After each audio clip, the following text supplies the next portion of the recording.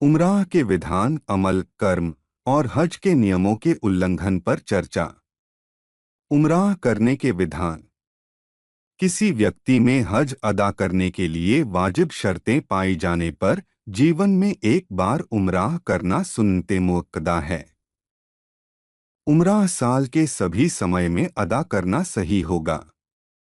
हालांकि अराफा के दिन, कुर्बानी के दिन और अयामत शरीक तशरीक के दिनों में उमराह के लिए एहराम बांधना मकरूह होगा। उमराह करने के अमल, कर्म। उमराह करने के अमल या कार्य चार हैं, जैसे 1 एहराम बांधना, 2 तवाफ करना, 3 सफ़ा और मरवा पहाड़ियों के बीच सई करना और 4 सिर मुंडवाना या बाल छोटे करना। जो व्यक्ति उमराह करने का इरादा करता है वह हिल यानी हरम शरीफ के बाहर जाएगा। चाहे वह मक्का का निवासी हो या मक्का में लंबे समय से रहने वाला हो, वह उमराह के लिए एहराम बांधेगा। लेकिन जो व्यक्ति मक्का के बाहर का है वह उमराह के लिए मीकात से एहराम बांधेगा। इसके बाद वह तवाफ करेगा और उमराह के लिए सई करेगा। फिर वह सिर मुंडवाएगा या बाल कटवाएगा। तभी वह उमराह से हलाल एहराम मुक्त होगा। हज के नियमों का उल्लंघन और उसका समाधान। किसी निषिद्ध क्रियाकलाप में लिप्त होने को जिनाया या उल्लंघन कहा जाता है।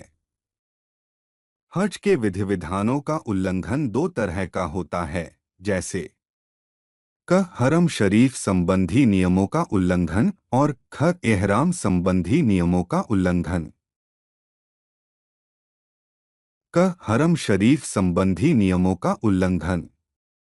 हरम शरीफ संबंधी नियमों का उल्लंघन यह है कि हरम शरीफ में शिकार मारने के लिए आगे बढ़ना, शिकार की तरफ इशारा करना, शिकार का रास्ता दिखाना, हरम शरीफ के किसी पेड़ पौधे को काटना, घास काटना, जड़ से उखाड़ना इत्यादि। ये सभी हरम शरीफ संबंधी नियमों के उल्लंघन हैं। चाहे वह एहराम की हालत वाला मुहरिम हो या हलाल व्यक्ति कोई भी करे, इन सभी पर प्रतिकार दंड आवश्यक होगा। अगर कोई हरम शरीफ में ज़मीनी जंगली जानवर का शिकार करता है और उसे ज़िबह करता है तो उसे खाना जायज़ नहीं है, बल्कि वह मृत मुर्दार माना जाएगा। चाहे वह मुहरिम या हलाल व्यक्ति कोई भी शिकार क्यों न करे।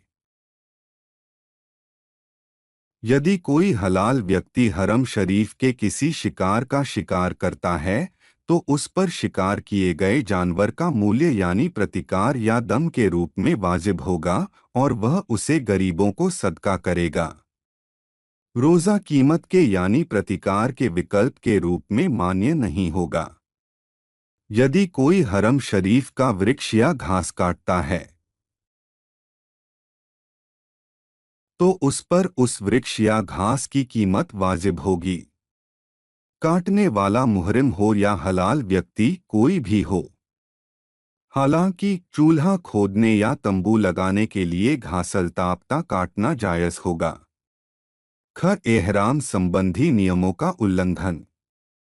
एहराम संबंधी नियमों का उल्लंघन यह है कि मुहरिम एहराम के समय हज के निषिद्ध विषयों में से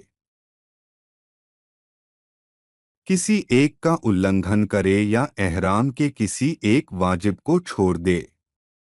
यह 6 प्रकार का होता है, जैसे पहला प्रकार, वह नियम उल्लंघन जो हज को नष्ट कर देता है और किसी कुर्बानी, रोज़ा या सदका द्वारा इस नुकसान की भरपाई नहीं होती है। वह है अराफा में ठहरने, वुकूफ से पहले पत्नी के साथ सहवास करना। यदि कोई अराफा में ठहरने से पहले पत्नी के साथ सहवास करता है तो उसका हज नष्ट हो जाएगा। उस पर एक बकरी की कुर्बानी करना वाजिब होगा। अगले वर्ष इस हज की कज़ा अदा करना वाजिब होगा। दूसरा प्रकार, वह नियम उल्लंघन जिसके द्वारा एक ऊंट या गाय की कुर्बानी करना वाजिब होता है। यह दो प्रकार के नियम होते हैं, जैसे एक, अराफा में ठहरने के बाद सिर मुंडवाने से पहले पत्नी के साथ सहवास करना। दो, जुनूबी नापाक हालत में तवाफ ए जियारत करना। जो व्यक्ति अराफा में ठहरने के बाद सिर मुंडवाने से पहले पत्नी के साथ सहवास करता है, उस पर एक ऊंट या गाय की कुर्बानी करना वाजिब होगा। इसी तरह जो व्यक्ति जुनूबी हालत में तवाफ ए जियारत करेगा, उस पर एक ऊंट या गाय की कुर्बानी करना वाजिब होगा।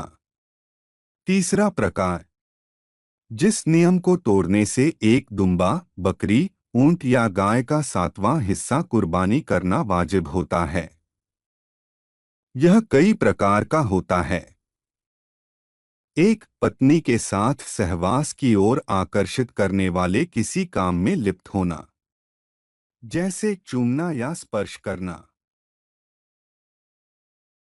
दो, बिना कारण पुरुष का कोई सिला हुआ कपड़ा पहनना।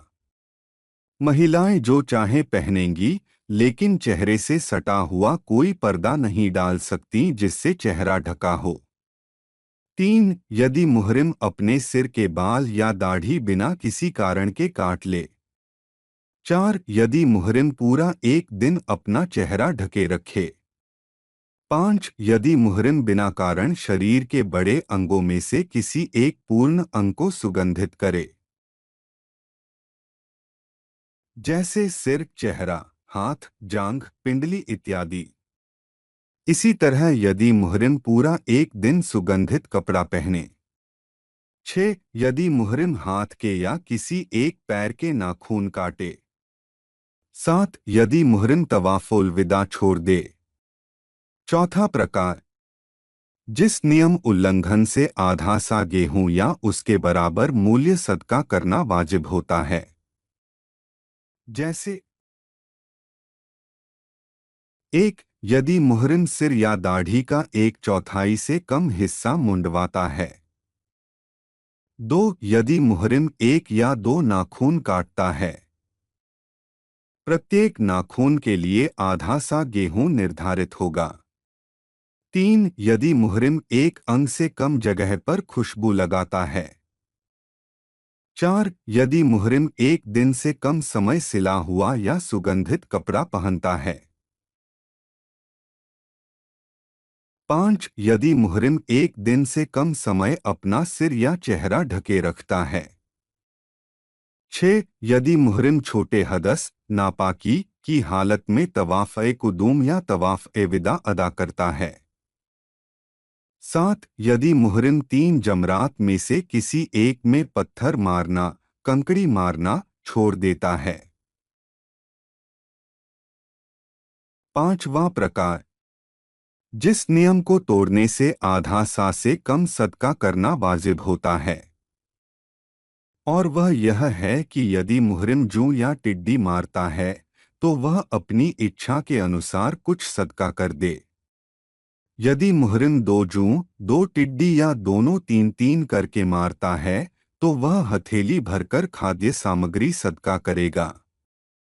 इससे अधिक मारने पर आधा सा गेहूं सदका करेगा। छठा प्रकार, जिस नियम उल्लंघन में कीमत यानी प्रत्येक वस्तु का बाजार मूल्य वाजिब होता है, और वह है जमीनी जंगली जानवर को मारना। यदि मुहरिम किसी जमीनी जंगली जानवर का शिकार करके उसे ज़िबह करता है, उसकी तरफ इशारा करता है या शिकार का रास्ता दिखा देता है, तो उस पर उस जानवर की कीमत यानी बाजार मूल्य वाजिब होगा, चाहे वह उस शिकार को खाने के लिए हो या न हो। जिस स्थान पर शिकार किया है, उस स्थान या उसके नज़दीकी स्थान के हिसाब से दो निष्पक्ष और अनुभवी व्यक्ति शिकार का मूल्य निर्धारित करेंगे। यदि शिकार की कीमत एक हादी, कुर्बानी का जानवर, के मूल्य के बराबर है, तो मुहरिम की मर्जी है कि वह एक हादी खरीदकर हरम शरीफ के अंदर ज़िब्ह करे, और उसकी मर्जी हो तो खाद्य सामग्री खरीदकर उसे गरीबों के बीच प्रत्येक को आधा सा सदका करे, अथवा मन चाहे तो हर आधा सा के बदले एक दिन का रोजा रखे। शिकार का मूल्य हादी के मूल्य के बराबर न होने पर उसकी मर्जी है। काटने वाले कीड़े मकोड़े यानी सांप, बिच्छू, चूहा, ततैया, भीमरुल, मक्खी, पागल कुत्ता इत्यादि मारने पर मुहरिम पर कुछ भी आवश्यक नहीं होगा।